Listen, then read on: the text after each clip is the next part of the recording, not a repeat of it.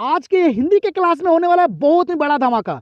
आज के इस क्लास में आप लोग को बताता हूँ 100 सवाल को मैं करवाने वाला हूँ। कितने 100 सवाल को। और ये हिंदी के क्लास आप लोग का लास्ट क्लास होगा। ठीक है, इसके बाद कोई भी हिंदी का क्लास आप लोग को नहीं मिलेगा।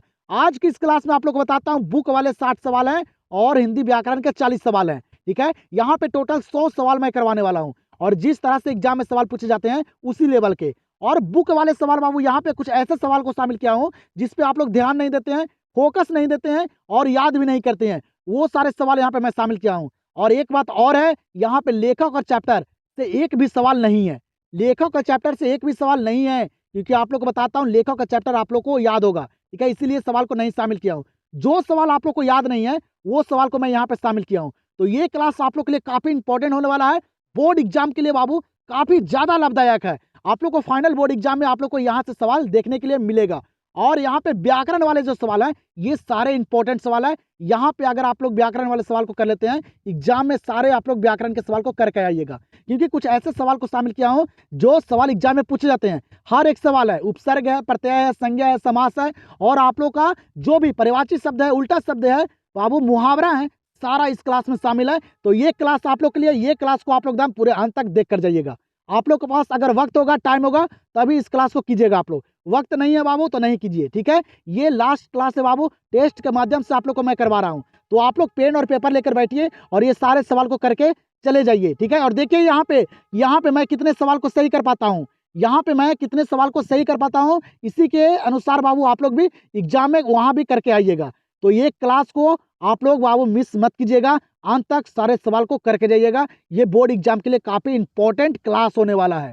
चलिएगा तो देखिएगा यहाँ पे पहला नंबर सवाल आप लोग को बताता हूँ। पहले मैं आप लोग को बुक वाले 60 सवाल करवा देता हूँ, उसके बाद आप लोग को व्याकरण के 40 सवाल करवा दूंगा। ठीक है, टोटल 100 सवाल आज की इस क्लास में करवाने वाला हूँ। तो अंत तक ये सारे सवाल को करके जाइएगा। आज यहाँ पे पता चलेगा कि आप लोग का तैयारी कितना बेहतर है, एग्जाम में आप लोग कितना स्कोर करके रहिएगा, यहाँ पे पता चलेगा। तो आप लोग इस क्लास को पूरे अंत तक देखिए, अगर वक्त होगा तभी देखिएगा। ठीक है, तो चलिए यहाँ पे पहला नंबर सवाल क्या करा है, लेफ्टिनेंट साहब सूबेदार को कितने आदमी खंडक में छोड़कर जाने को कहता है। एक इस क्लास में ना बाबू सारा इंपॉर्टेंट सवाल है, हाई लेवल के सवाल, लो लेवल का सवाल, हर एक सवाल यहाँ पे शामिल किया हूँ। तो अंत तक सारे सवाल को कीजिएगा और हर एक चैप्टर का सवाल यहाँ पे शामिल है। तो अंत तक देखिए इस क्लास को और सारे सवाल को खुद से करने का कोशिश कीजिए। ठीक है, बताइएगा लेफ्टिनेंट साहब सूबेदार को कितने आदमी खंडक में छोड़कर जाने को कहता है। आप लोग को पता होगा, पढ़े होंगे उसने कहानी को था। तो कितने आदमी को, तो 10 आदमी को। कितने बाबू, 10 आदमी को खंडक में छोड़ के जाने के लिए कहता है। कौन कहता है, तो वह लेफ्टिनेंट साहब। तो यहाँ पे आंसर हो जाएगा ऑप्शन नंबर बी। चलिएगा तो यहाँ पे देखिएगा दूसरा नंबर सवाल क्या करे आप लोग को। सवाल यहाँ पे करे बालकृष्ण भट्ट ने कौन सा मासिक पत्रिका निकाला था। बालकृष्ण भट्ट ने कौन सा मासिक पत्रिका निकाला था, पढ़ोगे आप लोग। आप लोग को हर एक चैप्टर का यहाँ पे सवाल है। तो अंत तक देखिए, सारे सवाल को खुद से करते चलिए।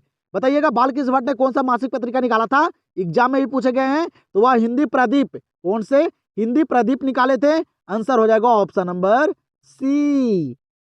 3 नंबर सवाल को देखिएगा, काफी इंपॉर्टेंट सवाल है और ये हिंदी का लास्ट क्लास है बाबू। इस क्लास को आप लोग करके जाइए एग्जाम में और धमाका मचा दीजिए। यहाँ पे मैं आप लोग को देखने के लिए ये क्लास दिया हूँ कि आप लोग अपने आप को देखिए कि यहाँ पे आप लोग कितने सवाल को सही कर पाते हैं। इसी के अकॉर्डिंग आप लोग एग्जाम में भी करके आइएगा क्योंकि यहाँ पे सारा सवाल इंपॉर्टेंट है और व्याकरण और बुक के सारा मिक्स सवाल यहाँ पे है। तो अंत तक देखिए, सारे सवाल को खुद से कीजिए। खुद से करने से क्या फायदा होगा कि आप लोग को ये भी पता चल जाएगा यहाँ पे ना कि आप लोग का तैयारी कितना बेहतर है, एग्जाम में क्या कर पाइएगा। क्योंकि एग्जाम जो है काफी नजदीक आ चुका है। तो मेहनत कीजिए, रात दिन एक कर दीजिए बाबू बचे हुए टाइम में। बताइएगा यहाँ पे क्या करा, तीसरा नंबर सवाल, रोज कहानी घंटे की किस खड़कन के साथ समाप्त होती है। सारा सवाल इस क्लास में इंपॉर्टेंट है, सिर्फ आप लोग अंत तक बने रहिए और सारे सवाल को करके जाइए। बताइएगा रोज कहानी घंटे की किस खड़कन के साथ समाप्त होती है। पढ़े होंगे आप लोग कहानी को, नहीं पढ़े हैं तो जो सवाल याद नहीं है उसको रट जाइए, यही मौका है आप लोग के पास। पढ़ते काहे नहीं एक साथ, पढ़िए अच्छे तरीके से, तब तो बोर्ड एग्जाम में अच्छे मार्क्स आएंगे। ठीक है, तो बताइए जल्दी से, रोज कहानी घंटे की किस खड़कन के साथ समाप्त होती है। पता होगा आप लोग को, पढ़े होंगे तो 11, कितने 11 घंटे के, 11 बजे बाबू। ठीक है, कितने बजे, 11 बजे। आंसर हो जाएगा ऑप्शन नंबर डी। यहाँ पे देखिएगा अगले सवाल को क्या करें। यहाँ पे अगला सवाल, इनमें से प्रेम के पीर के कवि हैं। ये सवाल एग्जाम में काफी बार पूछे गए हैं और आप लोग को याद भी होगा। बताइएगा, आप लोग को महामैराथन क्लास करवाया था ना मैं, उसमें आप लोग को सारा सवाल करवाया था, हर एक चैप्टर का सवाल करवाया था। ठीक है, तो आप लोग को पता होगा अगर महामैराथन क्लास को किए होंगे तब। ठीक है, यहाँ पे मैं रिवीजन करवा रहा हूँ और आप लोग को एक बार देखना चाहता हूँ टेस्ट के माध्यम से कि आप लोग कितने सवाल को सही कर पाते हैं, क्योंकि इस तरह से सवाल एग्जाम में पूछे जाते हैं। व्याकरण के और बुक के इतने 60 सवाल, बुक के और व्याकरण के 40 सवाल, तो यहाँ पे सारा सवाल शामिल है। तो वही मैं देखना चाहता हूँ, तो करते चलिए सारे सवाल को। अगर एक बार महामैराथन क्लास को नहीं किए हैं तो एक बार जरूर आप लोग कीजिएगा और सारे सवाल को याद कर लीजिएगा। सवाल करे कि इनमें से प्रेम के पीर कवि कौन है, तो प्रेम के पीर कवि किन्हें कहा जाता है, आप लोग को याद भी होगा, तो वह कहा जाता है जायसी को। मल्लिक मोहम्मद जायसी को प्रेम के पीर कवि कहा जाता है। आंसर हो जाएगा ऑप्शन नंबर ए। यहाँ पे ध्यान दीजिएगा अगले सवाल पे, क्या करें यहाँ पे अगला सवाल, सूरदास के गुरु का नाम क्या था। सूरदास के जो गुरु थे उनका नाम क्या था, पता होगा आप लोग को, और इसी तरह के सवाल एग्जाम में भी पूछे जाते हैं, याद रखिएगा। करते चलिए सारे सवाल को, मैं लास्ट में स्कोर भी पूछूंगा। तो सूरदास के गुरु का नाम क्या था, तो वह नाम था वल्लभाचार्य। क्या नाम था, वल्लभाचार्य। आंसर हो जाएगा ऑप्शन नंबर सी। 6 नंबर सवाल पे ध्यान दीजिएगा, काफी इंपॉर्टेंट सवाल है। क्या करें यहाँ पे 6 नंबर सवाल, अंग्रेज ठेकेदारों ने किस चीज की खेती का विस्तार किया। अंग्रेजी ठेकेदारों ने बाबू किस चीज की खेती का विस्तार किए थे, पढ़ोगे आप लोग, ये भी बुक का ही सवाल है, तो बताइए जल्दी से। तो अंग्रेज ठेकेदारों ने किस चीज की खेती के लिए विस्तार किया था, याद रखिएगा नील की खेती। किसकी खेती, नील की खेती के लिए। आंसर हो जाएगा ऑप्शन नंबर बी। यहाँ पे देखिएगा अगले सवाल को, सारा सवाल यहाँ पे इंपॉर्टेंट है, अंत तक देखिए और बने रहिए। आप लोग के पास अगर वक्त होगा तभी इस क्लास को कीजिएगा, नहीं तो नहीं कीजिए आप लोग, ठीक है। बताइएगा यहाँ पे अगले सवाल का आंसर। सवाल यहाँ पे कह रहा है जयप्रकाश नारायण को किसका दलाल कहा गया है। जयप्रकाश नारायण को किसका दलाल कहा गया है, बताइएगा। तो जयप्रकाश नारायण को दलाल किसका कहा गया है, तो अमेरिका का, एग्जाम में भी काफी बार पूछे गए हैं, तो याद रखिएगा अमेरिका का दलाल कहा गया है जयप्रकाश नारायण को। आंसर हो जाएगा ऑप्शन नंबर डी। यहाँ पे ध्यान दीजिएगा अगले प्रश्न पे, क्या करें यहाँ पे अगला प्रश्न करें कि दूध डूबे अंगूठे के छापे किनके हैं। दूध डूबे अंगूठे के जो छापे हैं वह किनके हैं, हर चैप्टर का सवाल है यहाँ पे, तो बताइएगा जल्दी से। सारे सवाल को करते चलिए, आज यहाँ पे पता चल जाएगा कि एग्जाम में आप लोग क्या कर सकते हैं, क्योंकि एग्जाम काफी करीब आ गया है बाबू। एकदम फरवरी बोर्ड एग्जाम में अगर तहलका मचा देना है ना, तो इस क्लास को करके जाइए। यहाँ से क्या होगा फायदा आप लोग को यहाँ पे ना बाबू अपने आप पे गर्व हो जाएगा कि मैं यहाँ पे इतने सवाल को सही किया हूँ। तो एग्जाम क्या है, ठीक है, इसी तरह के सवाल एग्जाम में पूछे जाते हैं। तो यहाँ पे अपने आप को, हौसला को बुलंद कर लीजिए, एक बार अपने आप को देख लीजिए कि मेरा जो तैयारी है वह कितना बेहतर है। सवाल क्या करे कि दूध डूबे अंगूठे के छापे किनके हैं, तो ये किनके हैं, तो बूढ़े ग्वाल दादा के। किनके हैं, बूढ़े ग्वाल दादा के, याद रखिएगा इंपॉर्टेंट सवाल है। आंसर हो जाएगा ऑप्शन नंबर सी। 9 नंबर प्रश्न को देखिएगा, क्या करें यहाँ पे 9 नंबर प्रश्न कि उषा का जादू कब टूट जाता है। उषा का जादू जो है ये कब टूट जाता है, बताइएगा, इंपॉर्टेंट सवाल है। तो उषा का जादू कब टूट जाता है, सूर्योदय होने पर। कब टूटता है, सूर्योदय होने पर, याद रखिएगा। आंसर यहाँ पे हो जाएगा ऑप्शन नंबर ए। और आप लोग को एक बात और बतलाना चाहता हूँ बाबू, आज की इस क्लास में ना हिंदी के लेखक का चैप्टर का एक भी सवाल यहाँ पे शामिल नहीं है, ठीक है, क्योंकि मुझे पता है कि मैं आप लोग को ना बाबू लेखक का चैप्टर का एक क्लास में करवा दिया था पीछे ही, ठीक है, उसमें पूरा लेखक का चैप्टर जन्म और मृत्यु और काव्य कृति थे, ठीक है। तो इसीलिए आज की इस क्लास में लेखक का चैप्टर का एक भी सवाल शामिल नहीं है। जो भी बच्चे अगर याद नहीं किए अभी तक लेखक का चैप्टर को, तो उनको एग्जाम में बहुत बड़ा प्रॉब्लम होने वाला है, क्योंकि बाबू काफी सारे सवाल पूछे जाते हैं लेखक का चैप्टर से। तो आप लोग के पास अभी वक्त है, याद कर लीजिएगा, याद नहीं किए हैं तब, ठीक है। तो एक भी सवाल यहाँ पे लेखक का चैप्टर से नहीं है, तो अंत तक देखिएगा इस क्लास को, सारे बुक का सवाल है, गहराइयों का सवाल है और सारा इंपॉर्टेंट सवाल है। यहाँ पे देखिएगा सवाल क्या करे, आप लोग को याद भी नहीं होगा शायद। सवाल यहाँ पे कह रहा है सुभद्रा कुमारी चौहान का प्रतिनिधि कविता संग्रह कौन है, बताइएगा। सुभद्रा कुमारी चौहान का प्रतिनिधि कविता संग्रह जो है वह कौन सा है, सारा इंपॉर्टेंट सवाल है, तो याद रखेगा वह है मुकुल। क्या है, मुकुल जो है ना, ये सुभद्रा कुमारी चौहान का प्रतिनिधि कविता संग्रह है, तो आंसर हो जाएगा ऑप्शन नंबर बी। यहां पे ध्यान दीजिएगा अगले सवाल पे, यहां पे अगला सवाल कह रहा है कि मानक किस युद्ध में सिपाही के रूप में लड़ने बर्मा गया है। सवाल यहाँ पे क्या कर रहा है कि मानक जो था ना, जो सिपाही था ना, वह बाबू किस युद्ध में लड़ने गया था, कहाँ, बर्मा। ये भी याद रखिएगा, कहाँ गया था, बर्मा गया था लड़ने, लेकिन बाबू किस युद्ध में, तो बताइएगा आप लोग जल्दी से, ऑप्शन को पढ़िए और सारे सवाल को करते चलिए। तो मानक जो है ना वह किस युद्ध में सिपाही के रूप में लड़ने गया था बर्मा, याद रखेगा वह गया था द्वितीय विश्व युद्ध में। इस विश्व युद्ध में, दूसरा विश्व युद्ध में बाबू वह लड़ने गया था बर्मा सिपाही के रूप में। आंसर हो जाएगा ऑप्शन नंबर बी। यहाँ पे देखिएगा इंपॉर्टेंट सवाल पूछा गया है, क्या करें यहाँ पे अगला सवाल, बताइएगा जल्दी से। कह रहे कि आत्मकथा लेखक की माँ किसके यहाँ काम करती थी, बताइएगा। आत्मकथा लेखक की माँ किसके यहाँ काम करती थी। यहाँ पे जो ये सवाल है ना, ये बाबू लिया गया है जूठन से। आप लोग सवाल को पकड़िए कि कौन से चैप्टर का कौन सा सवाल है, तभी आप लोग सही कर पाइएगा। सवाल यहाँ पे कह रहा है आत्मकथा लेखक की माँ किसके यहाँ काम करती थी। सारा सवाल इंपॉर्टेंट है, आप लोग को पता चल रहा होगा, ठीक है। जिस सवाल पे आप लोग ध्यान नहीं देते हैं, ये सारे सवाल इंपॉर्टेंट है। तो बताइएगा आत्मकथा लेखक की माँ किसके यहाँ काम करती थी, तो वह करती थी बाबू ब्रह्मदेव तगा के घर। किसके घर? ब्रह्मदेव तगा के घर काम करती थी, आप लोग को पता होगा। तो आंसर यहाँ पे हो जाएगा ऑप्शन नंबर सी। अब मैं आप लोग को थोड़ा सा फास्ट करवाऊंगा क्लास बाबू, तो मेरे साथ सारे सवाल को मेरे से पहले आप लोग करते चलिएगा। पेन और पेपर लेकर जरूर बैठिएगा और यहाँ पे सारे सवाल को करते चलिएगा।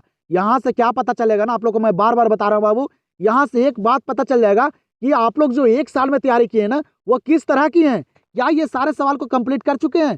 क्या यहाँ पे इतना बढ़िया से तैयारी की है कि यहाँ पे मैं 100 में सवाल कर सकता हूँ? आप लोग यहाँ पे देखिए, इसलिए मैं आप लोग को बार बार बोल रहा हूँ, समझा रहा हूँ।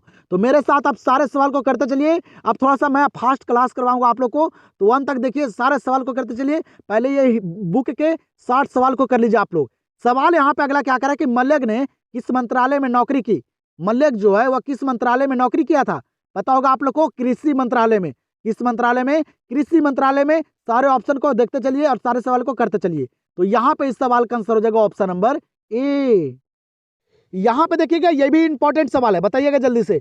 सवाल यहाँ पे क्या करा कि सूरदास किस मार्ग में दीक्षित हुए। कुछ सवाल यहाँ पे ऐसे भी शामिल है जो आप लोग को याद भी नहीं होगा, आप लोग उस पर ध्यान नहीं देते हैं। तो जो याद नहीं होगा उसको याद कर लीजिएगा, रट जाइएगा। यही मौका है आप लोग के पास, क्योंकि हर एक सवाल बोर्ड एग्जाम के लिए रिलेटेड सवाल यहाँ पे है, ठीक है। जिस तरह से सवाल एग्जाम में पूछे जाते हैं आप लोग देख सकते हैं। सिर्फ अंत तक देखिए, उसके बाद आप लोग को मजा आ जाएगा। सवाल क्या करा कि सूरदास किस मार्ग में दीक्षित हुए। तो सूरदास जो है वह किस मार्ग में दीक्षित हुए, तो याद रखिएगा पुष्टि मार्ग में। किस मार्ग में? पुष्टि मार्ग में। आंसर हो जाएगा ऑप्शन नंबर सी। यहाँ पे देखिएगा, इस सवाल को, ये भी सवाल एग्जाम में काफी बार पूछे गए हैं, आप लोग को याद भी होगा। सवाल यहाँ पे क्या करें, कवियों के कवि किससे कहा जाता है। और ये सारे सवाल मैं महामैराथन क्लास में करवाया हूँ, अगर नहीं देखे जाइए एक बार अच्छे तरीके से महामैराथन क्लास को समाप्त करके आइए। सवाल यहाँ पे क्या करें कि कवियों के कवि किसे कहा जाता है। कवियों के कवि जो कहा जाता है वह किन्हें कहा जाता है, तो वह कहा जाता है शमशेर बहादुर सिंह को। एग्जाम में भी काफी बार पूछे गए हैं, शमशेर बहादुर सिंह को कवियों के कवि कहा जाता है। आंसर हो जाएगा ऑप्शन नंबर डी। 16 नंबर सवाल को देखिएगा, क्या करें यहाँ पे। 16 नंबर सवाल, महेश्वर की पत्नी का नाम क्या है। महेश्वर की जो पत्नी थी उसका नाम क्या है, पता होगा आप लोग को, रोज कहानी को पढ़े होंगे तब। तो महेश्वर की पत्नी का नाम था मालती। क्या नाम था? मालती नाम था। और इन दोनों का एक संतान भी था, उसका नाम था टीटी। ये भी याद रखेगा, क्योंकि बाबू हर एक सवाल तो यहाँ पे मैं नहीं करवा सकता हूँ ना, क्योंकि इस क्लास में आप लोग को 60 ही सवाल दूंगा बुक का और 40 सवाल दूंगा हिंदी व्याकरण का। इसलिए आप लोग को जो इंपॉर्टेंट सवाल है उसी को यहाँ पे शामिल किया हूँ। तो अंत तक देखिएगा, क्योंकि ये सारे सवाल गेसिंग किया गया है। मैं देख कर आया हूँ बाबू कि किस तरह से सवाल एग्जाम में पूछे जाते हैं, तो उसी तरह के सवाल मैं यहाँ पे आप लोग को इस क्लास में शामिल किया हूँ। तो अंत तक देखिएगा। सवाल क्या करा था, महेश्वर की पत्नी का नाम क्या है, तो मालती। आंसर हो जाएगा ऑप्शन नंबर ए। 17 नंबर सवाल पे ध्यान दीजिएगा आप लोग। 17 नंबर सवाल यहाँ पे कह रहा है कि लहना सिंह का सिर अपनी गोद में लेकर कौन बैठा था। लहना सिंह का सिर अपनी गोद में लेकर कौन बैठा था, पता होगा आप लोग को, कौन बैठा था, तो वह बैठा था बाबू बजीरा सिंह। कौन? बजीरा सिंह लहना सिंह का सिर जो था ना वो अपनी गोद में लेकर बैठा हुआ था। इंपॉर्टेंट सवाल है, आंसर हो जाएगा ऑप्शन नंबर सी। चलिएगा, तो यहाँ पे ध्यान दीजिएगा अगले सवाल पे। यहाँ पे अगला सवाल क्या करा है ना, युद्ध और शांति की समस्या पर लिखी गई काव्य कृति है। सवाल यहाँ पे क्या करा है, युद्ध और शांति की समस्या पर लिखी गई काव्य कृति जो है वह क्या है। ऑप्शन को पढ़िए और बताइए। ये सवाल काफी सारे बच्चों को नहीं याद होगा, जिन बच्चों को नहीं याद है रट जाइए, यही मौका है आप लोगों के पास। जो बचे हुए टाइम में अच्छे तरह से जो भी सवाल नहीं याद है उसको कंप्लीट कर लीजिए। बताइएगा, युद्ध और शांति की समस्या पर लिखी गई काव्य कृति क्या है, याद रखेगा वह है कुरुक्षेत्र। क्या है? कुरुक्षेत्र है। आंसर हो जाएगा ऑप्शन नंबर बी। यहाँ पे ध्यान दीजिएगा अगले प्रश्न पे। सवाल यहाँ पे करा है कि दूसरे पद में तुलसी ने अपना परिचय किस रूप में दिया है। दूसरे पद में तुलसीदास जो है जो अपना परिचय दिए हैं वह किस रूप में दिए हैं, पढ़े होंगे आप लोग, पता भी होगा आप लोग को। तो दूसरे पद में तुलसीदास जो है वो अपना परिचय जो दिए हैं ना वह दिए बाबू किस रूप में, भिखारी के रूप में। और प्रथम पद में तो सीता के दास के रूप में। ये भी याद रखिएगा, ठीक है, क्योंकि हर एक सवाल यहाँ पे शामिल नहीं है, जो इंपॉर्टेंट है उसी को मैं शामिल किया हूँ। तो बाबू भिखारी के रूप में हुआ, दूसरे पद में तुलसीदास ने अपना परिचय दिए हैं। तो आंसर हो जाएगा ऑप्शन नंबर सी। चलिएगा, यहाँ पे बताइए इस सवाल का आंसर आप लोग, ये भी बुक वाले सवाल है। सवाल यहाँ पे करे कि पत्नी बिटिया को क्या करती है। पत्नी जो है वो बिटिया को क्या करती है, पढ़े होंगे आप लोग को पता भी होगा। तो पत्नी जो है वो बिटिया को क्या करती है, समझाती है। और पिता पूछेगा वह सिखलाते हैं, ये भी याद रखिएगा, ठीक है, ये सवाल पूछे जाते हैं। तो यहाँ पे आंसर हो जाएगा इस सवाल का ऑप्शन नंबर डी। यहाँ पे देखिएगा अगले सवाल को, यहाँ पे बाबू एक डेट वाले सवाल यहाँ पे शामिल है, तो बताइएगा डेट वाले सवाल मैं आप लोग को करवाया हूँ। लेखक और चैप्टर और डेट वाले सवाल जो भी जन्म और मृत्यु होते हैं वो मैं स्पेशल क्लास आप लोग को दे दिया था पीछे, इसलिए इस क्लास में शामिल एक भी नहीं है। बताइएगा सवाल यहाँ पे करें, जे कृष्णमूर्ति का जन्म कब हुआ था? जे कृष्णमूर्ति का जो जन्म हुआ था ये कब हुआ था? बताइएगा जे कृष्णमूर्ति का जो जन्म हुआ ना ये 12 मई 1895 को हुआ। कब? 12 मई 1895 को हुआ था जे कृष्णमूर्ति का जन्म। आंसर हो जाएगा ऑप्शन नंबर ए। अगर जो भी बच्चे इस क्लास को ना पूरे अंत तक करके चले जाएंगे ना उनको एग्जाम में दिक्कत नहीं होने वाला है। व्याकरण वाले सवाल बाबू इस तरह के सवाल को शामिल किया हो ना जो एग्जाम से काफी रिलेटेड है, वही सारे सवाल एग्जाम में भी पूछे जाते हैं, क्योंकि उपसर्ग प्रत्यय और जो आप लोग का संधि होता है, समास होता है, संज्ञा होता है और आप लोग का जो उल्टा शब्द होते हैं, पर्यायवाची शब्द होते हैं, वो सारा सवाल वहां पे शामिल है। तो अंत तक इस क्लास को देखिएगा। आज यहाँ पे आप लोग के लिए ये सवाल जो है ना ये अंत क्लास है बाबू हिंदी के, लेकिन हर एक सवाल यहाँ पे शामिल किया हूँ जो आप लोग को बोर्ड एग्जाम से काफी रिलेटेड है। तो इस क्लास को अगर वक्त होगा तो अंत तक जरूर करके जाइएगा। सवाल यहाँ पे देखिएगा क्या करा है, काफी इंपॉर्टेंट सवाल है, एग्जाम में भी काफी बार पूछे भी गए हैं। 1974 में बिहार प्रदेश के मुख्यमंत्री कौन थे?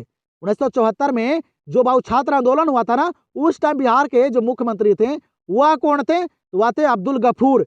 कौन थे? अब्दुल गफूर। याद रखेगा आंसर हो जाएगा ऑप्शन नंबर बी। यहाँ पे ध्यान दीजिएगा, ये भी इंपॉर्टेंट सवाल है, एग्जाम में पूछे गए हैं, वो आप लोग को पता भी होगा। सवाल करें गैंग्रीन इनमें से किससे संबंधित है?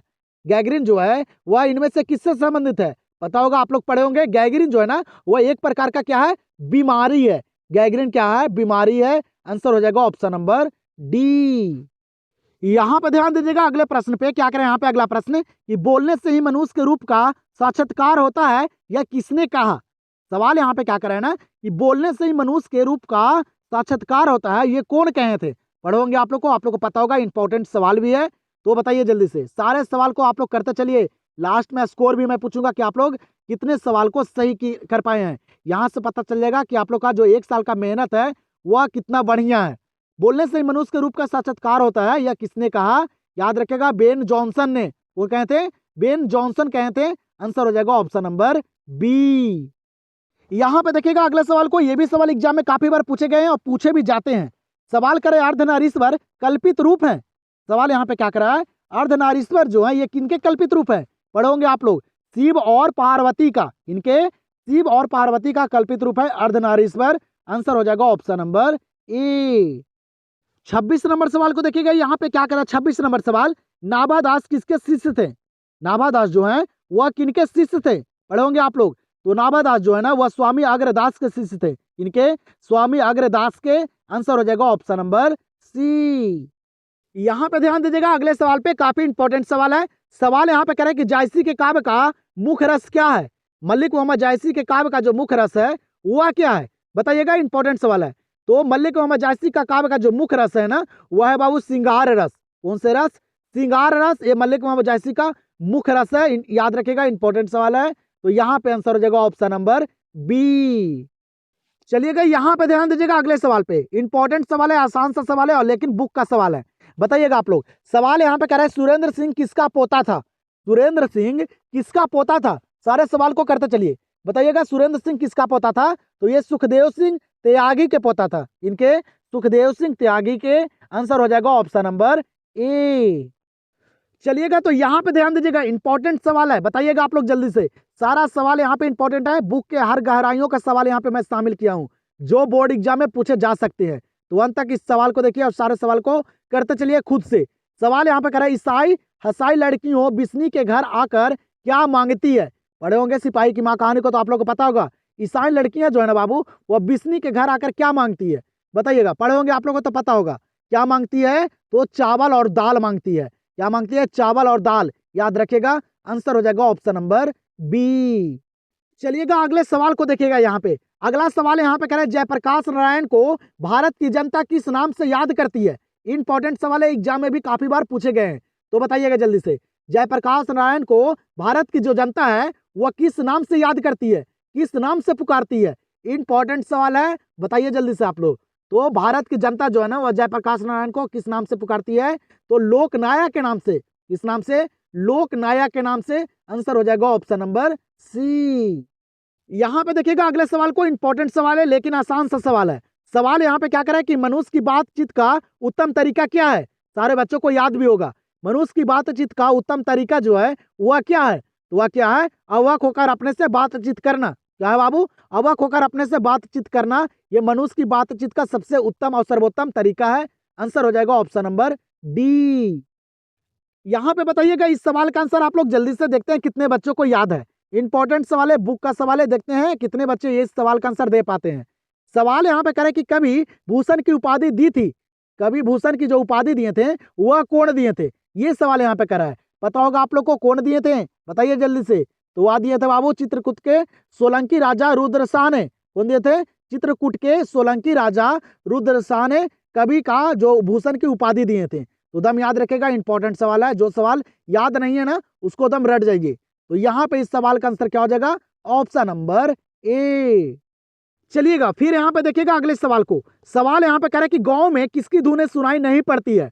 हर एक चैप्टर का सारा इंपॉर्टेंट सवाल को शामिल किया हूँ, अंत तक देखिए, सारे सवाल को कीजिए और बोर्ड एग्जाम में जाइए और तहलका मचा दीजिए बाबूदम। अच्छे मार्क्स लाना है तो पढ़ना पड़ेगा, अपने आप को भी देखना पड़ेगा। तो अच्छे तरह से मैं यहाँ पे आप लोग को जितना भी सवाल करवाता हूँ ना वह सारा गेसिंग किया गया सवाल, बोर्ड एग्जाम से रिलेटेड सवाल जिस तरह से पूछे जाते हैं सारा सवाल को शामिल करता हूँ। तो मेरे क्लास को बाबू पूरे अंत तक देखिएगा जब भी अटेम्प्ट करते हैं तब। सवाल यहाँ पे कह रहा है गांव में किसकी धुनें सुनाई नहीं पड़ती है। तो याद रखिएगा वह बाबू लोकगीत की, इसकी लोकगीत की धुनें अब गांव में सुनाई नहीं पड़ती है। तो आंसर यहाँ पे हो जाएगा ऑप्शन नंबर सी।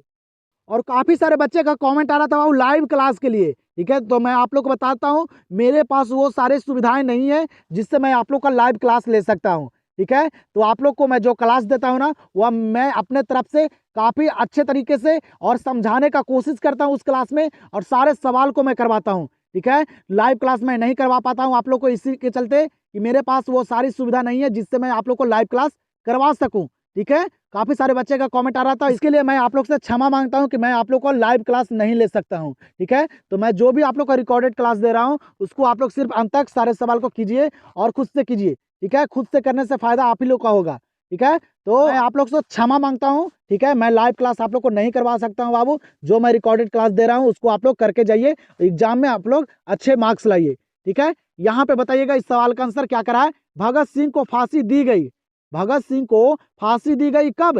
तो भगत सिंह को जो फांसी दी गई थी ना वह दिया गया था कब बाबू, 23 मार्च 1931 को। कब दिया गया था, 23 मार्च 1931 को दिया गया था भगत सिंह को फांसी। तो यहाँ पे आंसर हो जाएगा ऑप्शन नंबर ए। चलिएगा तो यहाँ पे ध्यान दीजिएगा अगले सवाल पे। यहाँ पे अगला सवाल करे उदय प्रकाश के अनुसार दशहरे के दिन किस चिड़िया को जरूर देखना चाहिए। और मैं अपने तरफ से बाबू आप लोग के लिए काफी मेहनत करता हूँ, ठीक है, कि आप लोग अच्छे मार्क्स ला सके, हर एक सवाल आप लोग को करवा सकूं, हर तरह से करवा सकूं जिस तरह से एग्जाम में पूछे जाते हैं। तो मैं अपने आप से बाबू 100% आप लोग के लिए देता हूं, आप लोग भी अपने आप के लिए 100% दीजिएगा तभी कुछ हो सकता है, ठीक है। तो कोशिश कीजिए आप लोग। सवाल यहाँ पे क्या करा, उदय प्रकाश के अनुसार दशहरे के दिन किस चिड़िया को जरूर देखना चाहिए। तो वह किस चिड़िया को देखना चाहिए पता होगा आप लोग को, पढ़े होंगे आप लोग कौन से कहानी, तो तिरिच कहानी को तो आप लोग को पता होगा। वह नीलकंठ को देखना चाहिए, किसको, नीलकंठ को देखना चाहिए दशहरे के दिन, ये बोले थे उदय प्रकाश, ठीक है। तो आंसर यहाँ पे हो जाएगा ऑप्शन नंबर सी।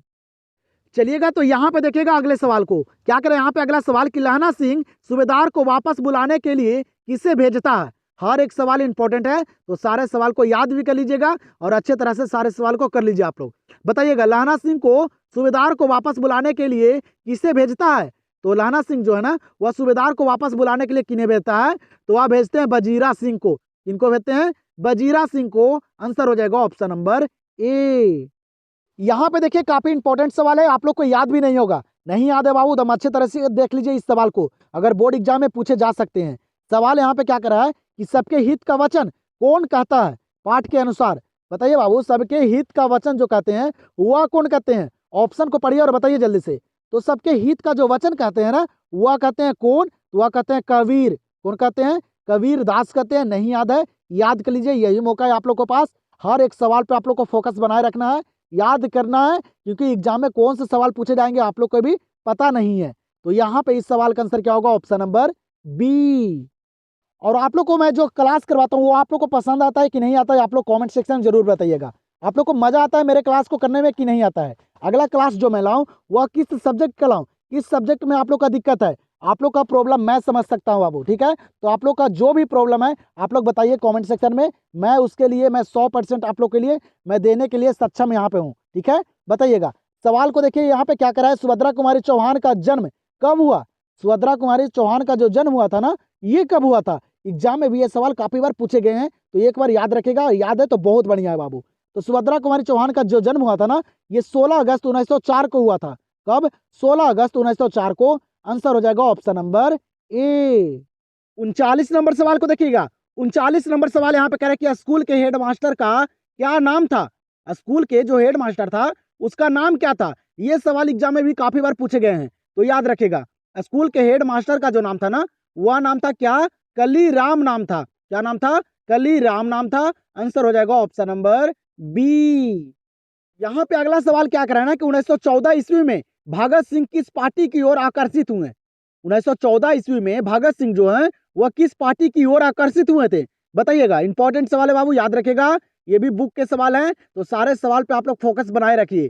तो 1914 में जो भगत सिंह है ना, वह किस पार्टी की ओर आकर्षित हुए थे, याद रखेगा, गद्दर पार्टी की ओर। किस पार्टी की ओर, गद्दर पार्टी की ओर। आंसर हो जाएगा ऑप्शन नंबर डी। चलिएगा यहाँ पे बताइएगा इस सवाल का आंसर। ये सवाल सारे बच्चों को याद होगा, कहानी को पढ़े होंगे ना तो आप लोग को पता भी होगा। ये सवाल एग्जाम में भी काफी बार पूछे गए और ये सवाल सारे बच्चों को याद भी रहता है। सवाल यहाँ पे इंपॉर्टेंट है बाबू। क्या करें यहाँ पे कि बचपन में लहना सिंह लड़की से बार बार कौन सा प्रश्न करता था। बचपन में लहना सिंह जो है वो लड़की से बार बार कौन सा प्रश्न करते थे, आप लोग को पता होगा, पढ़े होंगे तब। कौन से प्रश्न, तेरी कुड़माई हो गई। कौन से प्रश्न बाबू, तेरी कुड़माई हो गई। ये प्रश्न करते थे कौन, लहना सिंह लड़की से। याद रखेगा, एग्जाम के लिए ये काफी इंपॉर्टेंट सवाल है। तो आंसर यहाँ पे हो जाएगा क्या, ऑप्शन नंबर सी। यहाँ पे बताइए इस सवाल का आंसर। ये भी आसान सा सवाल है, ये भी आप लोग को याद होगा। सवाल कर रहा है कि मानक बिस्नी से दूध की जगह क्या मांगता है। मानक जो है ना, जो सिपाही था ना, वह बाबू बिस्नी से, अपनी माँ से दूध की जगह क्या मांगता है, बताइएगा। कहानी से सवाल है बाबू, जो एग्जाम में पूछे जाते हैं, तो करते चलिएगा आप लोग। मानक बिस्नी से दूध की जगह क्या मांगता है, तो वह मांगता है पानी। क्या मांगता है, पानी मांगता है। आप लोग को पता भी होगा। आंसर यहाँ पे हो जाएगा क्या, ऑप्शन नंबर ए। और आप लोग को क्लास करने में मजा आ रहा है कि नहीं आ रहा है, आप लोग जरूर बताइएगा। मजा आ रहा है कि नहीं आ रहा है यहाँ पे, क्योंकि मैं सारे सवाल को रखा हूँ जो बुक का है और हर चैप्टर का है। ठीक है, तो सारे सवाल को करते चलिएगा। सवाल यहाँ पे अगला कर रहा है कि जायसी का काव्य किस प्रकार गंभीर एवं व्यापक है। मल्लिक मोहम्मद जायसी का जो बाबू काव्य जो है ना, वह किस प्रकार गंभीर एवं व्यापक है। बुक के सवाल है, तो बताइएगा आप लोग। ठीक है, कमेंट सेक्शन में जरूर बताइएगा बाबू, जो मैं क्लास करवाता हूँ करने में मजा आता है कि नहीं आता है। ठीक है, तो जायसी का जो काव्य है ना, वह किस प्रकार गंभीर एवं व्यापक था, तो समुद्र की भांति। कैसे, समुद्र की भांति। आंसर हो जाएगा ऑप्शन नंबर सी। 44 नंबर सवाल पे ध्यान दीजिएगा आप लोग। 44 नंबर सवाल क्या करे कि काशी में कितने वर्षों तक रहकर तुलसीदास ने शिक्षा प्राप्त की। काशी में कितने वर्ष तक रहे थे तुलसीदास और अपना शिक्षा प्राप्त किए थे। ये इंपॉर्टेंट सवाल है, बताइएगा। ये भी सवाल एग्जाम में पूछे गए हैं। क्वेश्चन बैंक को अगर आप लोग अच्छे तरीके से कंप्लीट कर देंगे ना, तो आप लोग को एग्जाम में काफी सारे प्रश्न नजर आएंगे, क्योंकि पूछे गए सवाल ना बार बार रिपीट किए जाते हैं। ठीक है, तो बताइएगा काशी में कितने वर्षों तक रहकर तुलसीदास ने शिक्षा प्राप्त किए थे, तो वह 15 वर्षों तक। कितने वर्षों तक, 15 वर्षों तक रहकर। आंसर हो जाएगा ऑप्शन नंबर बी। यहाँ पे ध्यान दीजिएगा अगले सवाल पे। सवाल करे हार जीत कविता में उत्सव कौन मना रहे हैं। हार जीत कविता में जो उत्सव मना रहे हैं वह कौन मना रहे हैं। सारा सवाल इंपॉर्टेंट है, करते चलिए अंत तक आप लोग। आगे आप लोग को व्याकरण वाले भी सवाल मैं करवाऊंगा। पहले बुक वाले 60 सवाल को हम लोग कंप्लीट कर लेते हैं, उसके बाद हम लोग व्याकरण वाले सवाल को करेंगे। तो अंत तक देखिएगा, वो व्याकरण वाले सवाल आप लोग के लिए काफी इंपॉर्टेंट होने वाला है। ठीक है, तो बताइएगा हार जीत कविता में उत्सव कौन मना रहे हैं। बुक वाले सवाल तो काफी सारे बच्चों को याद रहता है, गलती करते हैं व्याकरण वाले सवाल में। ठीक है, तो व्याकरण वाले सवाल को एक बार आप लोग करके देखिएगा अंत तक। ठीक है, 100 सवाल मैं करवाऊंगा आज की इस क्लास में, जिसमें से आप लोग को देखना है कि 100 में आप लोग यहाँ पे कितना सवाल को सही कर पाते हैं। बस यही करना है बाबू आज की इस क्लास में। ठीक है, तो लास्ट तक बने रहिएगा। हार जीत कविता में उत्सव कौन मना रहे हैं, तो वह मना रहे हैं कौन, तो वह मना रहे हैं शासक दल। कौन मना रहे हैं, शासक दल। याद रखेगा, आंसर हो जाएगा ऑप्शन नंबर सी। ध्यान दीजिएगा यहाँ पे अगले सवाल पे। सवाल यहाँ पे कह रहे हैं जयप्रकाश जी को किसका भाषण सुनकर अमेरिका जाने की प्रेरणा मिली। सवाल यहाँ पे क्या कर रहा है, जो जयप्रकाश नारायण जी थे उनको बाबू किनका भाषण सुनकर अमेरिका जाने की प्रेरणा मिली। बताइएगा, इंपॉर्टेंट सवाल है, बुक वाले सवाल है, तो करते चलिए आप लोग। ठीक है, जो सवाल याद नहीं है उसको यहाँ पे याद कर लीजिए बाबू, यही मौका है आप लोग के पास, क्योंकि एग्जाम जो है काफी नजदीक आ चुका है। और हिंदी एक ऐसा विषय है ना जिसमें काफी सारे बच्चे अच्छे स्कोर करते हैं। ठीक है, तो आप लोग हिंदी में दम बाबू फाड़ के रख दीजिए। तो बताइएगा, जयप्रकाश जी को किसका भाषण सुनकर अमेरिका जाने की प्रेरणा मिली थी? याद रखेगा, स्वामी सत्यदेव की। इनकी स्वामी सत्यदेव की। आंसर हो जाएगा ऑप्शन नंबर बी। यहाँ पे देखिएगा, इस सवाल को, ये सवाल काफी सारे बच्चों को याद भी नहीं होगा। नहीं याद है बाबू, यहाँ पे ध्यान दे दीजिए अच्छे तरीके से, जो प्रश्न याद नहीं है उसको कंप्लीट कर लीजिए। सवाल यहाँ पे कह रहा है कि लेखक को किसने बताया कि तिरिच में काले नाग से 100 गुना ज्यादा जहर होता है? सवाल यहाँ पे क्या कर रहा है ना कि लेखक को बाबू कौन बताए थे कि तिरिच में काले नाग से 100 गुना ज्यादा जहर होता है? ये कौन कहे थे? अगर अच्छे तरीके से कहानी को पढ़े होंगे तो दिक्कत नहीं होने वाला है। तो बताइएगा जल्दी से। तो तिरिच में काले नाग से 100 गुना ज्यादा जो जहर होता है, ये कौन बताया था? तो वह बताया था थानू। कौन बताया था? थानू। याद रखिएगा, आंसर हो जाएगा ऑप्शन नंबर ए। यहाँ पे बताइएगा इस सवाल का आंसर क्या करें। यहाँ पे अगला सवाल कि सूरदास की कृति है। सवाल यहाँ पे क्या करा है कि सूरदास की जो कृति है वह कौन सी कृति है? यहाँ पे तो आप लोग पढ़े होंगे और एग्जाम में भी ये सवाल पूछे गए हैं। तो सूरदास की कृति यहाँ पे जो है ना वह है साहित्य लहरी। कौन सी? साहित्य लहरी जो है ये सूरदास की कृति है। याद रखेगा, एग्जाम में भी ये सवाल पूछे गए हैं। तो आंसर हो जाएगा ऑप्शन नंबर सी। चलिएगा, यहाँ पे देखिएगा अगले सवाल को, ये भी सवाल काफी सारे बच्चों को याद नहीं होगा। ठीक है, बताइएगा, शिवराज भूषण में कितने अलंकारों का निरूपण हुआ है? शिवराज भूषण में कितने अलंकारों का निरूपण हुआ है? ये भी बुक वाले सवाल है, आप लोग को पता भी होगा। ठीक है, मैं बाबू हर एक सवाल को करवाता हूँ। जो भी बच्चे मेरे क्लास को अगर अच्छे तरीके से करते होंगे ना, उनको एग्जाम में दिक्कत नहीं होगा। ठीक है, कहीं से भी सवाल पूछ दे, मैं अपने तरफ से ना 100% बाबू आप लोग के लिए हर एक सवाल को करवाता हूं जो एग्जाम से काफी रिलेटेड हो, जो पे आप लोग फोकस नहीं करते हैं। कोई भी सवाल पूछ दे, अगर मेरे क्लास को अगर आप लोग अच्छे तरीके से शुरुआत से अगर आप लोग करते आए होंगे ना, तो आप लोग को एग्जाम में दिक्कत नहीं होगा। ठीक है, तो बताइएगा यहाँ पे इस सवाल का आंसर आप लोग कह रहे कि शिवराज भूषण में कितने अलंकारों का निरूपण हुआ है।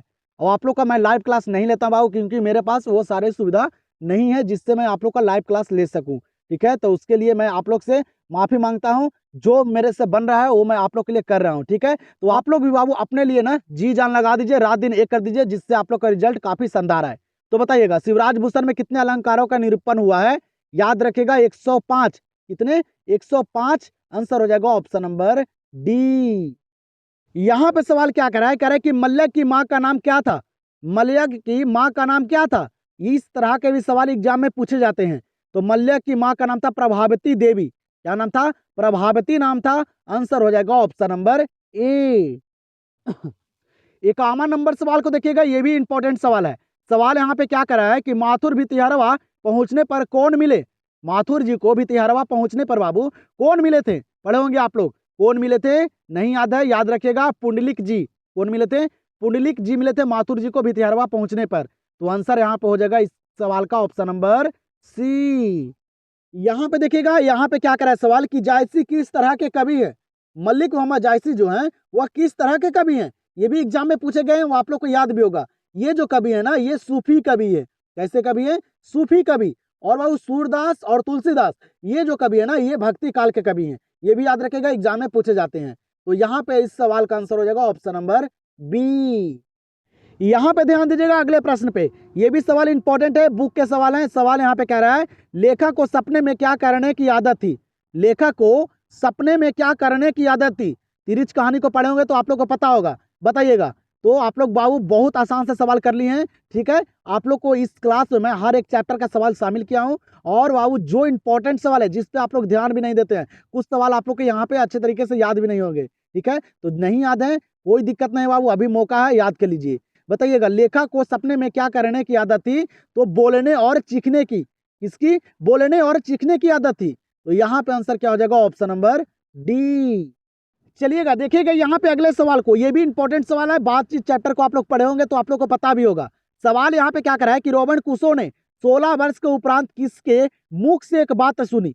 इंपॉर्टेंट सवाल है, याद भी होगा आप लोग को। और आप लोग देख सकते हैं कि मैं इस क्लास में लेखक और चैप्टर को एक भी सवाल शामिल नहीं किया हूं, क्योंकि वो मैं करवा दिया हूं आप लोग को। ठीक है, ये सारे बुक के सवाल हैं और सारे अच्छे लेवल के सवाल हैं, तो करते चलिए आप लोग। रॉबिन क्रूसो ने 16 वर्ष के उपरांत किसके मुख से एक बात सुनी? तो वह सुने थे बाबू किसके मुख से? तो फ्राइडे के मुख से। किसके मुख से? फ्राइडे के मुख से, आंसर हो जाएगा ऑप्शन नंबर ए।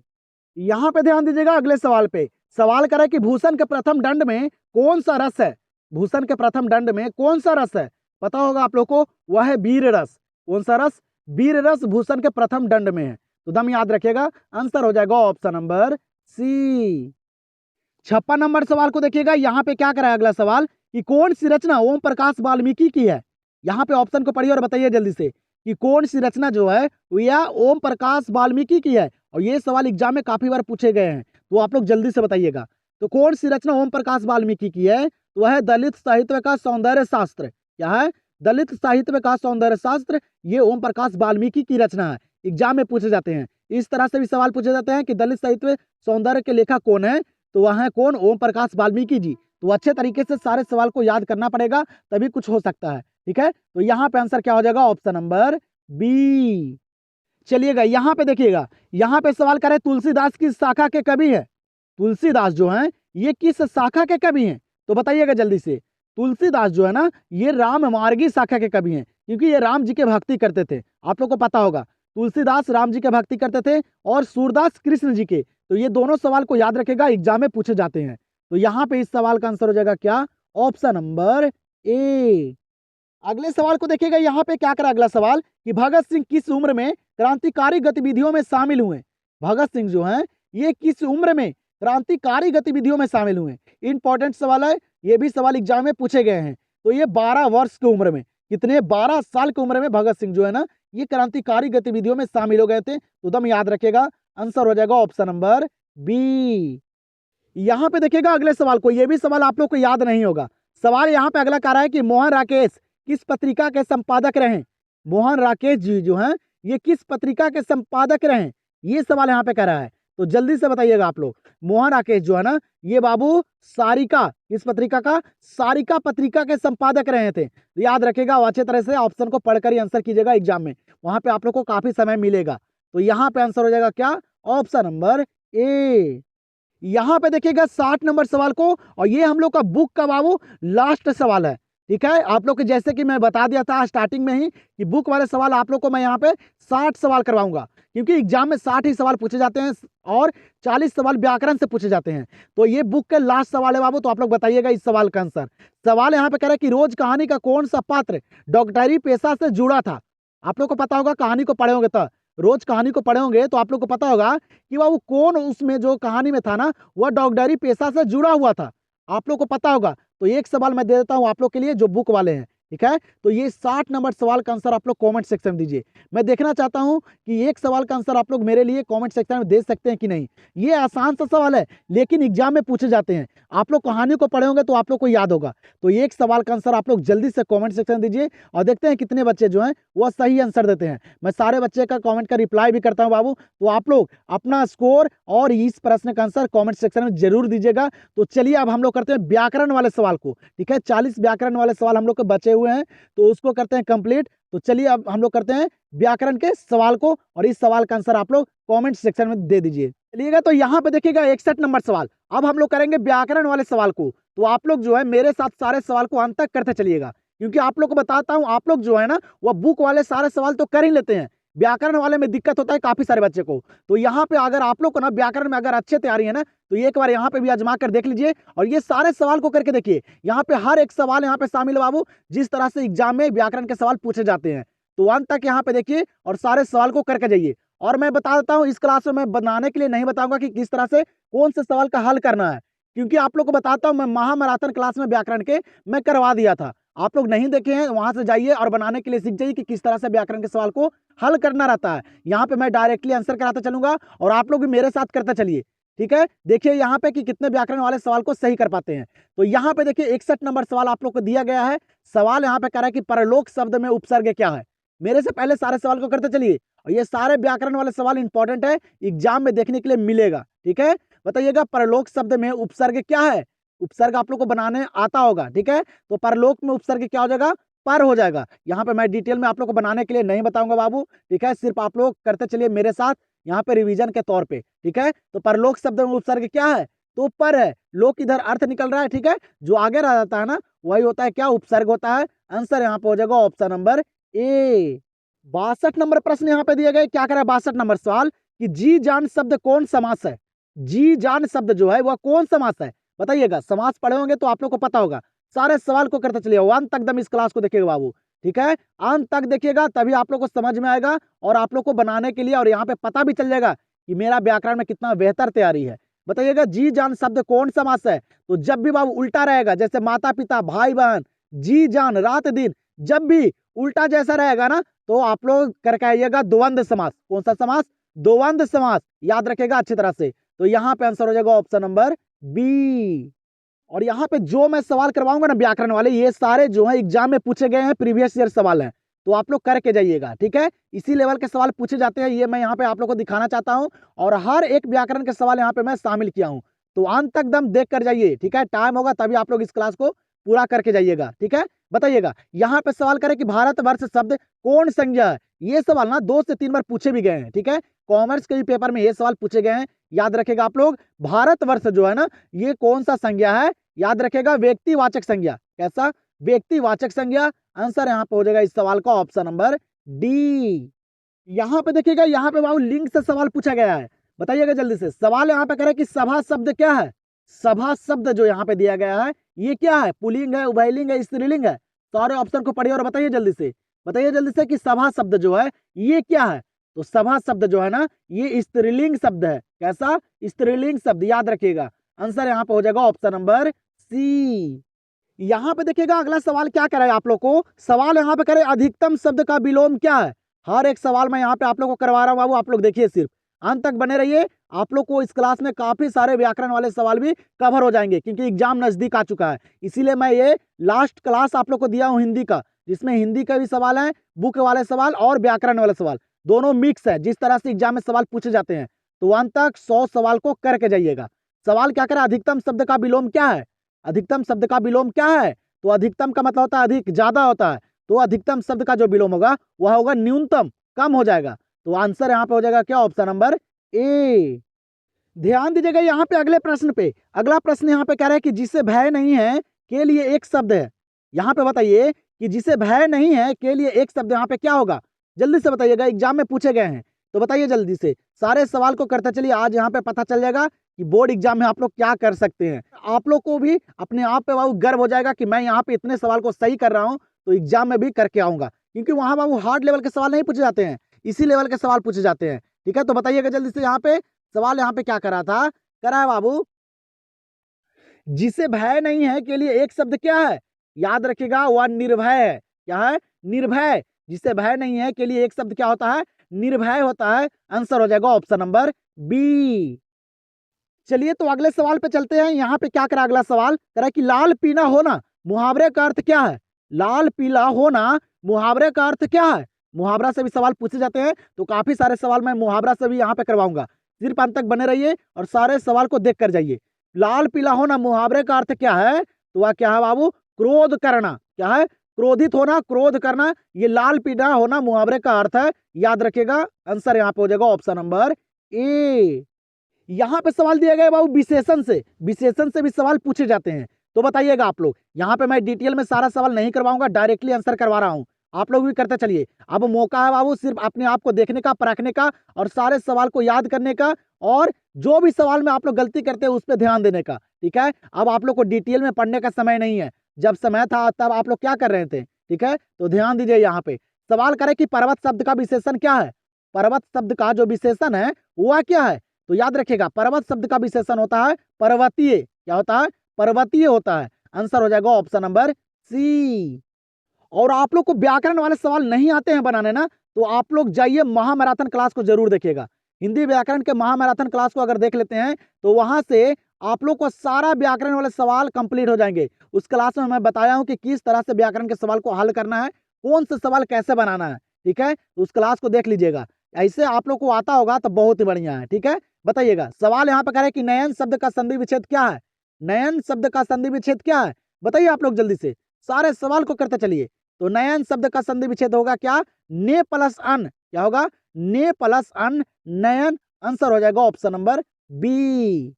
यहाँ पे देखिएगा उच्चारण स्थान से भी सवाल एग्जाम में पूछे जाते हैं। आप लोग देखे होंगे क्वेश्चन बैंक को, तो हर साल बाबू उच्चारण स्थान से सवाल पूछे जाते हैं। उसका भी इंपॉर्टेंट मैं क्लास करवा दिया था कि किस तरह से उच्चारण स्थान के सवाल को करके आना है।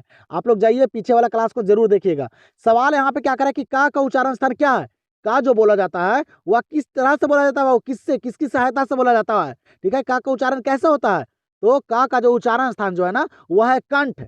आप लोग ट्राई करके देखिए, कंठ की सहायता से का बोला जाता है। का ख ग घ ये सारे पूछेंगे तो कंठ हो जाएगा। आंसर हो जाएगा ऑप्शन नंबर ए। 71 नंबर प्रश्न को देखिएगा, क्या करें यहाँ पे 71 नंबर प्रश्न कि नाच नचाना मुहावरे का अर्थ है। नाच नचाना मुहावरे का अर्थ क्या है बताइएगा? नाच नचाना मुहावरे का अर्थ जो होता है वह होता है तंग करना। याद रखिएगा, मुहावरे वाले सवाल को रट जाइए, ठीक है। एग्जाम में ये सारे सवाल पूछे गए हैं। जितना भी सवाल यहाँ पे करवा रहा हूँ ये सारे प्रीवियस ईयर प्रश्न है। यहाँ पे मैं दिखाना चाहता हूँ ये सारे आसान आसान से सवाल पूछे जाते हैं, ठीक है। तो ध्यान दीजिएगा, नाच नचाना मुहावरे का अर्थ क्या है? तो तंग करना है। आंसर हो जाएगा ऑप्शन नंबर बी। यहाँ पे बताइएगा इस सवाल का आंसर। ये सवाल 1 से 2 बार पूछे गए हैं एग्जाम में, तो बताइए जल्दी से। सवाल यहाँ पे करे कि कमल नयन शब्द कौन समास है? बताइए जल्दी से कि कमल नयन जो है ये शब्द जो है ये कौन सा समास है? इंपॉर्टेंट सवाल है, एग्जाम में काफी बार पूछे गए हैं। और यहाँ पे जो सवाल करवा रहा हूँ ना वो आप लोग को फाइनल बोर्ड एग्जाम जो फरवरी में है ना वहां देखने के लिए मिलेगा। तो अच्छे तरीके से अंत तक ये सारे सवाल को कर लीजिए आप लोग। तो कमल नयन शब्द जो है ये कौन सा समास है? तो ये है कर्मधारय समास। कैसा समास? कर्मधारय समास। नहीं आता है करने बाबू तो याद रखिएगा आप लोग, ठीक है। आंसर यहाँ पे हो जाएगा ऑप्शन नंबर सी। यहाँ पे ध्यान दीजिएगा, सवाल यहाँ पे क्या करा है कि देवता शब्द क्या है? एग्जाम में पूछे गए हैं। देवता शब्द जो है ये क्या है? स्त्रीलिंग है, पुल्लिंग है, उभयलिंग है? बताइए जल्दी से। तो देवता शब्द क्या है? तो आप लोग को पता होगा देवता शब्द जो है ना ये पुल्लिंग शब्द है। कैसा? पुल्लिंग शब्द। और स्त्रीलिंग शब्द क्या होता है देवता का? तो देवी होता है। ये आप लोग को पता होगा। तो यहाँ पे इस सवाल का आंसर क्या हो जाएगा? Option number A. यहाँ पे ध्यान दीजिएगा, अगले सवाल पे क्या करें। यहाँ पे अगला सवाल कि सभा शब्द कौन संज्ञा है? सभा शब्द जो है ये कौन संज्ञा है? तो सभा का मतलब होता है बाबू जहां एक जगह सारे लोग इकट्ठा हुए, ठीक है, जहां पे सभा हो, ठीक है, उसको बोला जाता है सभा। तो सभा जहां पे झुंड होता है, भीड़ होता है। तो सभा शब्द कौन संज्ञा है? तो ये हो जाएगा समूहवाचक संज्ञा। कैसा? समूहवाचक संज्ञा। जहां पे सभा होता है वहां पे समूह रहता है। तो यहाँ पे आंसर हो जाएगा ऑप्शन नंबर बी। यहां पे बताइएगा इस सवाल का आंसर आप लोग। सवाल यहाँ पे करें कि हाथ का मैल होना मुहावरे का अर्थ क्या है? बताइएगा, हाथ का मैल होना मुहावरे का अर्थ जो है वह क्या है? इंपॉर्टेंट सवाल है, बताइएगा। हाथ का मैल होना मुहावरे का अर्थ जो है ना वह है तुच्छ होना। क्या है? तुच्छ होना। याद रखिएगा, आंसर हो जाएगा ऑप्शन नंबर डी। और मैं उन बच्चों को बतलाने वाला हूं जिन बच्चे का तैयारी 1% भी नहीं है, ठीक है। जो बच्चे अच्छे तरीके से तैयारी नहीं किए हैं वो बाबू सवाल को रट जाइए, ठीक है, दम रट जाइए। आप लोग को हु बहु सवाल एग्जाम में देखने के लिए मिलेगा, क्योंकि सारे सवाल प्रीवियस ईयर है और पूछे गए सवाल एग्जाम में रिपीट किए जाते हैं। तो दम रट जाइए आप लोग, ठीक है। और जिनका तैयारी उनका तो बहुत ही बेहतर है। सिर्फ अपने आप को देखिए, अभी वक्त है, रिवीजन कीजिए, अपने आप को देखिए कि मैं यहाँ पे कितने सवाल को सही कर पाता हूँ। उसी अनुसार आप लोग एग्जाम में भी करके आइएगा। सवाल यहाँ पे देखिए अगला क्या करा है। लड़ाका शब्द में प्रत्यय क्या है? प्रत्यय से भी सवाल पूछे जाते हैं, आप लोग को पता भी होगा। लड़ाका शब्द में प्रत्यय क्या है? जो बाबू लास्ट में जिसका उच्चारण हो ना वही होता है प्रत्यय, ठीक है। आप लोग को अच्छे तरीके से मैं बताया था पिछले वाले क्लास में, महामैराथन में, देख लीजिएगा आप लोग। लड़ाका शब्द में प्रत्यय क्या है? तो वह है आका। क्या है? आका। लड़ाका। लास्ट में उच्चारण को देखिएगा, लड़ाका, आका आ रहा है। आंसर हो जाएगा ऑप्शन नंबर ए। क्लास करने में कैसा लग रहा है बाबू आप लोग कमेंट सेक्शन में जरूर बताइए। मजा आ रहा है कि नहीं आ रहा है? यहाँ पे सारे सवाल आसान है कि नहीं? लेकिन पूछे गए सारे सवाल हैं। सवाल यहाँ पे अगला देखिएगा क्या करा है। सफल शब्द का विलोम शब्द क्या है? सफल शब्द का विलोम क्या होगा? पता होगा आप लोग को। सफल का उल्टा जो होता है ना वह होता है क्या? विफल होता है। सफल शब्द का उल्टा विलोम शब्द क्या होता है? विफल होता है। आंसर यहाँ पे होगा ऑप्शन नंबर सी। चीज होता है वह क्या होता है? तो अनल के मतलब होता है बाबू क्या? आग होता है। आग का परिवाची शब्द है अनल, याद रखिएगा। यहाँ पे आंसर हो जाएगा ऑप्शन नंबर ए। चलिएगा तो यहाँ पे बताइएगा, यहाँ पे संधि से सवाल पूछा गया है, बताइएगा जल्दी से। सवाल यहाँ पे करे कि रमेश शब्द का संधि विच्छेद क्या है? हर एक सवाल यहाँ पे मैं करवा रहा हूँ व्याकरण वाले, ठीक है। तो देख लीजिए अच्छे तरह से। रमेश शब्द का संधि विच्छेद क्या है? बताइएगा। तो रमेश शब्द का संधि विच्छेद क्या होता है? तो वह होता है रमा प्लस इस। क्या होता है? रमा प्लस इस। रमेश का ये संधि विच्छेद है। तो दम याद रखेगा, आंसर हो जाएगा ऑप्शन नंबर सी। यहां पे बताइएगा अगले सवाल का आंसर। सवाल यहाँ पे क्या करा कि कवि शब्द कौन संज्ञा है? कवि शब्द जो यहाँ पे दिया गया है ये कौन सा संज्ञा है? पता होगा आप लोग को, जिसमें बाबू खास व्यक्ति का बोध हो, ठीक है। तो वह कौन सा संज्ञा होगा? तो वह व्यक्तिवाचक संज्ञा होगा। कौन सा संज्ञा? व्यक्तिवाचक संज्ञा। कवि शब्द जो है ना, ये व्यक्तिवाचक संज्ञा है, रट जाइएगा, याद कर लीजिएगा। आंसर यहाँ पे हो जाएगा ऑप्शन नंबर ए। यहाँ पे देखिएगा काफी इंपॉर्टेंट सवाल है, एग्जाम में भी पूछे गए हैं, ये काफी सारे बच्चों को नहीं याद भी होगा, तो याद कर लीजिएगा अच्छे तरह से। सवाल यहाँ पे क्या करा है कि हिंदी में उष्ण व्यंजनों की संख्या कितनी है? ये एग्जाम में 2 बार पूछे गए हैं, दम ध्यान दीजिएगा, याद भी कर लीजिएगा, एग्जाम में आप लोग को देखने के लिए मिल सकता है। हिंदी में उष्ण व्यंजनों की संख्या कितनी है? याद रखिएगा 4। कितने? 4। तलवी स, मूर्धनी स, दंती स और हा, ये 4 हैं बाबू हिंदी में उष्ण व्यंजनों की संख्या। तो दम याद रखेगा, एग्जाम में आप लोग को देखने के लिए मिल सकता है। आंसर यहाँ पे हो जाएगा इस सवाल का ऑप्शन नंबर सी। जो भी बच्चे क्वेश्चन बैंक को समाप्त कर दिए होंगे ना, उनको यहाँ पे व्याकरण वाला सवाल आसान नजर आ रहा होगा, क्योंकि ये सारे प्रीवियस ईयर प्रश्न है, ठीक है। लेकिन ये बाबू साइंस के पेपर में, कॉमर्स के पेपर में और आर्ट्स के पेपर में, ये तीनों के पेपर में मिलाकर मैं यहाँ पे लाया हूँ, ठीक है। तो अंत तक देखिएगा। यहाँ पे सवाल करें कि सा का उच्चारण स्थान क्या है? सा का उच्चारण स्थान क्या है बताइएगा, एग्जाम में पूछे गए हैं। तो सा का उच्चारण स्थान है बाबू दंत। क्या है? दंत है, याद रखिएगा। आंसर हो जाएगा ऑप्शन नंबर बी। और आप लोग जब भी मेरे क्लास को करना बैठिए ना, तो आप लोग पेन और पेपर लेकर जरूर बैठिएगा, क्योंकि मैं सारे सवाल, इंपॉर्टेंट सवाल को शामिल करता हूं जो एग्जाम से रिलेटेड होते हैं, ठीक है। तो मेरे सवाल को करने से पहले आप लोग पेन और पेपर लेकर बैठिएगा और मेरे क्लास को पूरे अंत तक करके जाइएगा, ठीक है। एक भी सवाल को छोड़कर नहीं जाइएगा, अंत तक सारे सवाल पे फोकस बनाए रखिएगा और सारे सवाल को करके जाइएगा, क्योंकि सारा सवाल यहाँ पे इंपॉर्टेंट है। सारे सवाल गेसिंग किए गए हैं और सारे बोर्ड एग्जाम से रिलेटेड सवाल को मैं शामिल करता हूँ। तो अंत तक सारे सवाल को करके जाइए। सवाल यहाँ पे देखिए क्या करें कि भर पेट शब्द में उपसर्ग क्या है। बाबू एक पे रिलेटेड सवाल को मैं करवा रहा हूँ कि आप लोग को अच्छे तरीके से रिवीजन हो जाए और आप लोग खुद से करने के लिए सक्षम हो जाए, और कीजिए आप लोग खुद से। सवाल यहाँ पे क्या करें कि भर पेट शब्द में उपसर्ग क्या है? तो भर पेट में उपसर्ग क्या हो जाएगा? भार हो जाएगा। क्या हो जाएगा? भार हो जाएगा। पेट इधर अर्थ निकल रहा है बाबू, ठीक है। जो शब्द के आरंभ में जुट के उसका अर्थ बतला दे उसको उपसर्ग बोला जाता है। तो आरंभ के मतलब होता है आगे, तो आगे वाला क्या है? भार है। आंसर यहाँ पे हो जाएगा ऑप्शन नंबर ए। चलिएगा यहाँ पे बताइएगा इस सवाल का आंसर। ये सवाल मैं आप लोग को पीछे मैं करने के लिए बता दिया था। यहाँ पे सवाल कर रहे हैं हाथ पैर शब्द कौन समास है? यहाँ पे भी अपोजिट हो रहा है बाबू, उल्टा हो रहा है। हाथ पैर, जैसे मैं पीछे आप लोग को बताया था, तो हाथ पैर यहाँ पे शब्द जो है कौन सा समास हो जाएगा? तो ये द्वंद्व समास हो जाएगा। कौन सा समास? द्वंद्व समास, याद रखिएगा। आंसर हो जाएगा ऑप्शन नंबर बी। यहाँ पे देखिएगा सवाल क्या करा है, कह रहा है कि दया शब्द कौन संज्ञा है? बताइएगा दया शब्द जो है ये कौन संज्ञा है? तो याद रखिएगा दया शब्द जो है ना, ये भाववाचक संज्ञा है। ये भाव प्रकट कर रहा है बाबू, ठीक है। जैसे खुशी होता है, दया होता है, बचपना होता है, उदासी होता है, ये सारे क्या है? भाववाचक संज्ञा है, जिसे हम लोग क्या कर सकते हैं? तो जिसे हम लोग बाबू महसूस कर सकते हैं, वो भाववाचक संज्ञा होता है। तो यहाँ पे आंसर हो जाएगा ऑप्शन नंबर सी। चलिएगा तो अगले सवाल को देखिएगा। यहाँ पे अगला सवाल कर रहा है कि बिना पानी शब्द में कौन समास है? बिना पानी शब्द में कौन समास है? ये कल के भी क्लास में मैं आप लोग को बताया भी था, ठीक है, आप लोग को याद भी होगा। जिस समास का अर्थ निकले वह कौन सा समास होगा? तो वह बहुब्रीहि समास। जैसे बिना पानी, ये किनका है बाबू? तो सरस्वती माता का अर्थ बतला रहा है, ठीक है। तो बिना पानी शब्द में कौन समास है? तो बहुब्रीहि समास। तो आंसर यहाँ पे हो जाएगा ऑप्शन नंबर डी। 87 नंबर सवाल को देखिएगा, क्या करें यहाँ पे 87 नंबर सवाल कि समाज शब्द का विशेषण क्या होगा? बताइएगा समाज शब्द का विशेषण क्या होगा? तो समाज शब्द का जो विशेषण होगा ना, वह होगा सामाजिक। क्या होगा? सामाजिक होगा, याद रखिएगा। आंसर यहाँ पे हो जाएगा ऑप्शन नंबर बी। अगर आप लोग को ये क्लास पसंद आएगा ना, तो 1 लाइक जरूर कीजिएगा। मैं ये क्लास इसलिए लिया हूँ बाबू, इसके बाद आप लोग को मैं हिंदी का क्लास नहीं देने वाला हूँ, क्योंकि आप लोग को मैं बता देता हूँ ये क्लास मैं टेस्ट के माध्यम से लिया हूँ, जिस तरह से एग्जाम में सवाल पूछे जाते हैं, ठीक है, बुक वाले सवाल और व्याकरण वाले सवाल। इसीलिए मैं ये क्लास आप लोग के लिए काफी इंपॉर्टेंट, और एक सवाल मैं लिया हूँ, ये लास्ट सवाल है आप लोग को। इस सवाल को कीजिए, आप लोग पूरे अंत तक खुद से कीजिए और देखिए और एग्जाम में जाइए, ठीक है। यहाँ पे अगर आप लोग 100 सवाल में कम से कम भी तो 70 कर देते हैं ना, तो एग्जाम में दिक्कत नहीं होगा, ठीक है, क्योंकि वहाँ 50 ही करना रहता है, ठीक है। तो इसीलिए मैं ये आप लोग का लास्ट क्लास हिंदी का दिया हूँ। तो इस क्लास को अंत तक करके जाइएगा, सारे सवाल को खुद से करके जाइएगा और देखिएगा कि मैं यहाँ पे कितने सवाल को सही कर पा रहा हूँ। यहाँ पे बताइएगा, सवाल आसान सा है, कह रहा है कि संधि के कितने प्रकार हैं? संधि के कितने प्रकार हैं? एग्जाम में पूछे गए हैं। तो संधि के कितने प्रकार हैं? तो 3 प्रकार। संधि कितने प्रकार के होते हैं? 3 प्रकार के होते हैं। आंसर हो जाएगा ऑप्शन नंबर ए।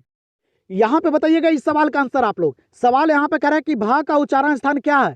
भा का उच्चारण स्थान क्या है?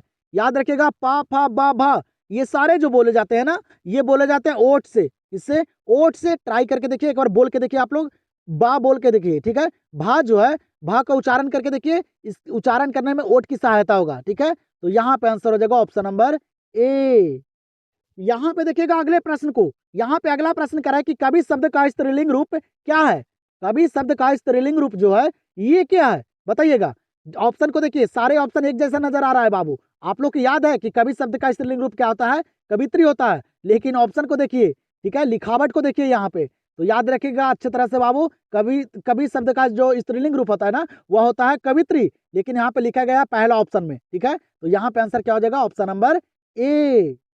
और आप लोग को एक बात और बतलाना चाहता हूं, आप लोग बोर्ड एग्जाम में जल्दबाजी नहीं कीजिएगा, नहीं तो बाबू जो भी सवाल आप लोग को आता होगा ना, वो भी गलती करके आइएगा, ठीक है। तो ध्यान दीजिएगा आप लोग, सारे ऑप्शन को पढ़कर, सारे प्रश्न को अच्छे तरीके से पढ़कर आंसर कीजिएगा, वहां पे आप लोग को काफी वक्त मिलेगा, ठीक है। एक गलती और नहीं कीजिएगा, जब भी एग्जाम देके आते हैं तो उस पेपर को चेक करने में नहीं लग जाइएगा, अगले पेपर का तैयारी कीजिएगा। जो अगला दिन होगा ना, उसको तैयारी कीजिएगा। पेपर कब चेक होगा, जब पूरा एग्जाम आप लोग समाप्त कर लेंगे ना, उसके बाद आप लोग घर बैठ के अपने सारे पेपर को जांच कर लीजिएगा कि मैं कितने सवाल को सही बना कर आया हूँ, ठीक है। ऐसे क्या होगा गलती करने से बाबू, कि आप लोग का जो गलती होगा ना, वहां पे आप लोग को वो दिमाग में बैठ जाएगा और अगला पेपर भी आप लोग को खराब चल जाएगा। तो इस बात पे फोकस कीजिएगा आप लोग, ठीक है। सोचिएगा कि ये मुझे गलती करना चाहिए कि नहीं करना चाहिए, ये आप पे निर्भर करता है, ठीक है। मुझे बताना था, मैं आप लोग को बता दिया हूँ, ये गलती नहीं कीजिएगा, यही आप लोग के लिए सही तरीका है। बताइए, यहाँ पे सवाल कर रहा है कि तांबा शब्द कौन संज्ञा है। तांबा शब्द जो है ये कौन संज्ञा है, तो ये है द्रव्यवाचक संज्ञा, जिससे मापा या तौला जाए वह कौन संज्ञा होगा, तो द्रव्यवाचक संज्ञा। तो तांबा जो है यहाँ पे ये हो जाएगा द्रव्यवाचक संज्ञा, आंसर हो जाएगा ऑप्शन नंबर बी। 92 नंबर सवाल को देखिएगा, ये भी सवाल एग्जाम में पूछे गए हैं। बताइएगा, सवाल यहाँ पे कह रहा है कि चंद्र शब्द का परिवाची शब्द क्या है। चंद्र शब्द का परिवाची शब्द जो यहाँ पे है वह क्या है, ऑप्शन को पढ़िए और बताइए जल्दी से।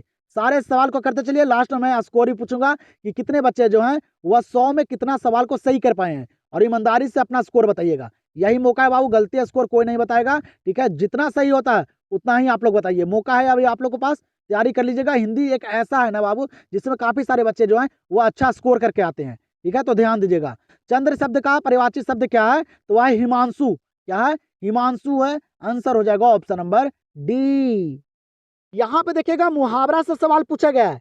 सवाल यहाँ पे कह रहा है कि आंखों का तारा होना मुहावरे का अर्थ क्या है। बताइएगा, आंखों का तारा होना मुहावरे का अर्थ क्या है। इंपॉर्टेंट सवाल है, आप लोग को पता भी होगा। आंखों का तारा होना मुहावरे का अर्थ जो होता है वह होता है प्रिय होना। क्या होता है, प्रिय होना, ये आप लोग को याद होगा। आंसर यहाँ पे हो जाएगा ऑप्शन नंबर ए। यहाँ पे ध्यान दीजिएगा बाबू, इंपॉर्टेंट सवाल है, ये सवाल को भी याद रखिएगा एग्जाम में, क्योंकि पूछे गए हैं। सवाल करें यहाँ पे कि लिंग शब्द किस भाषा का शब्द है। लिंग शब्द जो है ये किस भाषा का शब्द है, तो याद रखिएगा ये संस्कृत भाषा का शब्द है। कैसा, संस्कृत भाषा का, याद रखिएगा। आंसर यहाँ पे हो जाएगा ऑप्शन नंबर सी। यहाँ पे देखिएगा 95 नंबर सवाल को, सवाल यहाँ पे कह रहा है अज्ञान शब्द में उपसर्ग क्या है। सवाल क्या कर रहा है, अज्ञान शब्द में जो उपसर्ग है वह क्या है। इंपॉर्टेंट सवाल है, उपसर्ग से सवाल बाबू एग्जाम में ना 2 से 3 पूछे जाते हैं हर साल। मैं देखना चाहता हूं कितने बच्चों को उपसर्ग का सवाल करने आता है। तो ये सवाल आप लोग के लिए, एक सवाल आप लोग के लिए बाबू व्याकरण के भी, तो आप लोग 95 नंबर सवाल का आंसर आप लोग कमेंट में दीजिए। मैं सारे बच्चे का कमेंट भी चेक करता हूँ, रिप्लाई भी करता हूँ। तो आप लोग बाबू अपना इस सवाल का आंसर ना कमेंट सेक्शन दीजिए, मैं देखता हूँ कितने बच्चे जो हैं इस सवाल का आंसर सही दे पाते हैं, क्योंकि बाबू उपसर्ग से सवाल एग्जाम में पूछे जाते हैं। तो जल्दी से इस सवाल का आंसर आप लोग कमेंट में बता दीजिए। हम लोग देखते हैं अब अगले सवाल को। अगला सवाल है यहाँ पे 96 नंबर सवाल कह रहा है कि अगम शब्द का विलोम क्या होगा। अगम शब्द का विलोम क्या होगा, बताइएगा। ऑप्शन दिया गया है तो बताइए जल्दी से, अगम शब्द का विलोम क्या होगा।